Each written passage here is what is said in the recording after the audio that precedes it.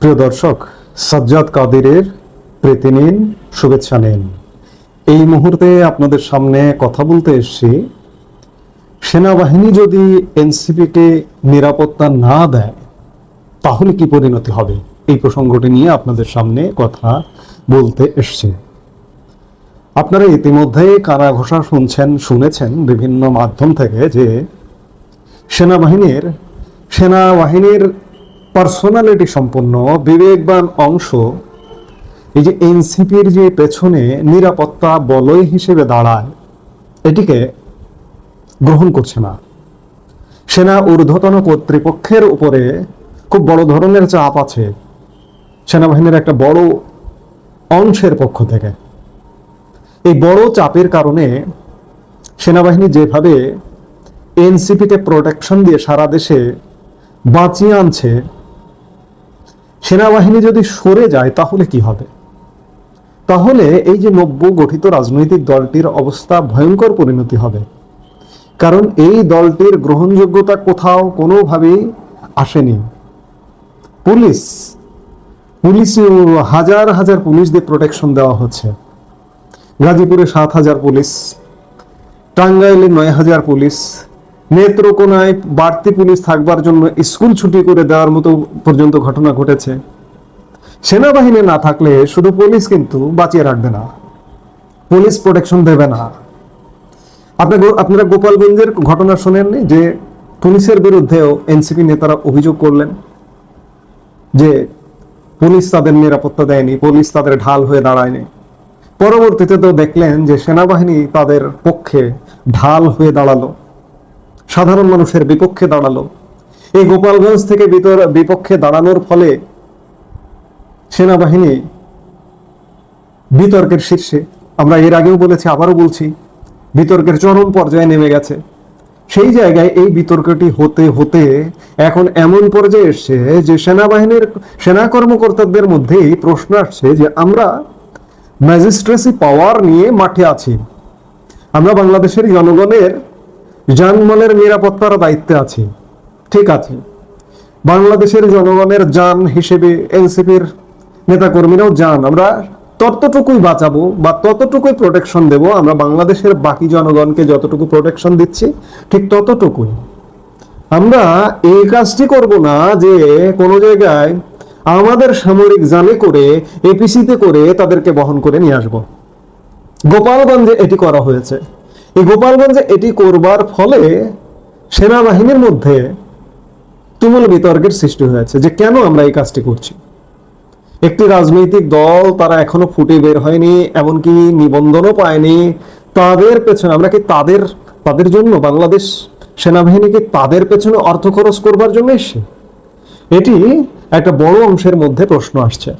যার দরুন সেনাবাহিনী হয়তো এনসিপিকে আগামী দিনে নিরাপত্তা দেবে না, দেবে কিনা সে ব্যাপারে যথেষ্ট সন্দেহ আছে। আজকে বাংলাদেশের অবস্থাটাকে এমন জায়গায় নামিয়ে নেওয়া হয়েছে যে সেনাবাহিনী যদি এই যে মাঠে আছে ম্যাজিস্ট্রেসি ক্ষমতা নিয়ে, যদি এখন মনে করেন আগামী 1 সপ্তাহ পরে সেনাবাহিনী উঠে যাবে, ঘোষণা দিল সেনাবাহিনী আর মাঠে থাকবে না, তাহলে বাংলাদেশে 5 আগস্ট থেকে 8 আগস্ট পর্যন্ত যে পরিস্থিতিটা হয়েছিল আবারও সেই পরিস্থিতিটা হবে। সেই পরিস্থিতি থেকে যে খুব বেশি উন্নতি বা উত্তরণ ঘটেছে তা বলবার সুযোগ নেই, কিন্তু সেটি ছিল খুবই ভয়ানক পরিস্থিতি। সেই পরিস্থিতি হবে। কাজে সেনাবাহিনী নির্বাচন পর্যন্ত যে মাঠে থাকবে এটি মোটামুটি পরিষ্কার। কিন্তু এই যে বিশেষ একটি রাজনৈতিক দলের পক্ষে, এনসিপির পক্ষে সেনাবাহিনী যেভাবে গোপালগঞ্জে পাহারা দিল, এই পাহারাটা মনে হয় আর দেবে না। যদি দেয় তাহলে এনসিপি সত্যিকার অর্থে কার্যক্রম করতে পারবে না। আমি বললাম যে পুলিশ তো বাঁচাবে না, পুলিশের নিজের হৃদয়ে দগ্ধ ক্ষত আছে। নিজের ভাই, নিজের পুলিশ বোন, নিজের সহকর্মী হত্যার বুক ফাটে তো মুখ ফাটে না, বলতে পারছে না। একটা চাপা কন্যা, একটা চাপা কষ্ট আছে পুলিশের মধ্যে।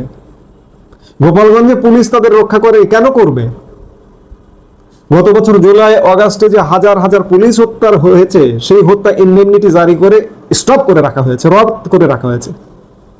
পুলিশকে এটি সহ্য করবে? পুলিশ কোন রকমে বুকে চাপা দিয়ে আছে কষ্ট।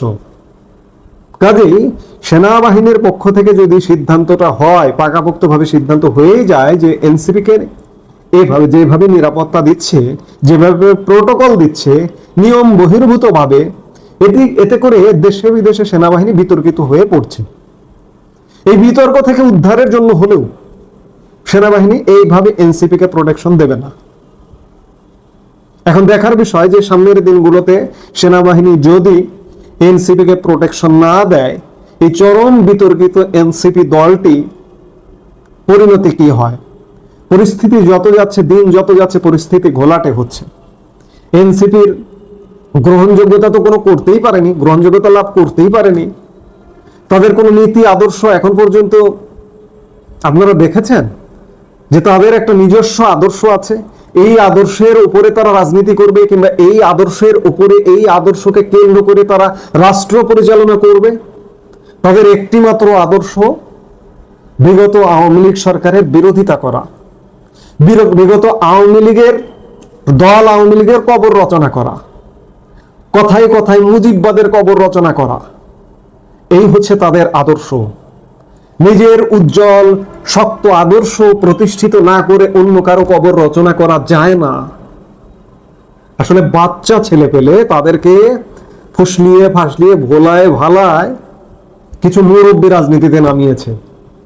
তবে রাজনীতিতে নামাটা ভুল ছিল, এখনো বলছি ভুল ছিল। তারা ওয়াচ ডগ হিসেবে কাজ করতে পারত, ছাত্র প্রতিনিধি হিসেবে, ছাত্র মানে একটা প্রেসার গ্রুপ হিসেবে সরকারে যেই আসতো না কেন, তারা অন্ততপক্ষে একটা ওয়াচ ডগ হিসেবে পর্যবেক্ষণ করতে পারতো, ভালো মন্দ। পার্লামেন্ট থাকতো, পার্লামেন্টে বিরোধী দল থাকতো, কিন্তু তারাও একটা ছায়া হিসেবে কাজ করতে পারতো। এতে করে দেশটা অন্যরকম জায়গায় যেত। কিন্তু না, তাদেরকে লোভ দেখিয়েছে, ক্ষমতার লোভ। তাদেরকে ক্ষমতায় নিয়েছে এই যে অন্তর্বর্তীকালীন সরকার, দেখিয়ে তাদেরকে রাজনীতিতে নামিয়ে তাদের ধ্বংস করে দিয়েছে একটি মুরব্বী গোষ্ঠী। আজকে এনসিপি ভয়ঙ্কর সংকটের মুখে। আজকে যদি সেনাবাহিনী তাদের গোপালগঞ্জের মতো প্রোটেকশন না দেয়, গোপালগঞ্জের মতো প্রোটেকশন আর দেবে না, এটি এক প্রকারে নিশ্চিত। তাহলে এনসিপির কি হবে? এই কি হবে এটি আগাম ভবিষ্যৎবাণী করা যায় না। আমরা দেখব, হয়তো এই বাংলার মাটিতেই দেখব ধ্বংসযজ্ঞ আর এক পক্ষের দেখেছি, এনসিপিরও ধ্বংসযজ্ঞ হয়তো আমরা দেখব। পরিস্থিতি তাই বলছে। এই মুহূর্তে এ পর্যন্তই। সবাই ভালো থাকুন, সুস্থ থাকুন।